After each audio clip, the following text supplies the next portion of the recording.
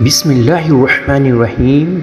سید عمر بن خطاب رضی اللہ تعالیٰ عنہ بیان کرتے ہیں کہ نبی کریم صلی اللہ علیہ وآلہ وسلم نے فرمایا، جو شخص مصیبت میں گرفتار کسی شخص کو دیکھیں اور یہ دعا پڑھیں، الحمدللہ الذی عافانی مما ابتلاک بہ فضلنی علی کثیر ممن خلق تفضیلا۔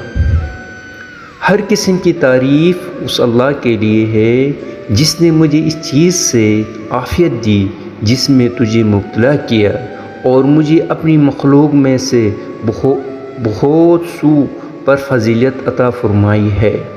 تو یہ دعا پڑھنے والا شخص زندگی بھر ہر طرح کی بلا و مصیبت سے محفوظ رکھے گا، خواہ وہ کیسی بھی ہو۔ یہ جامع ترمذی کی حدیث شریف ہے۔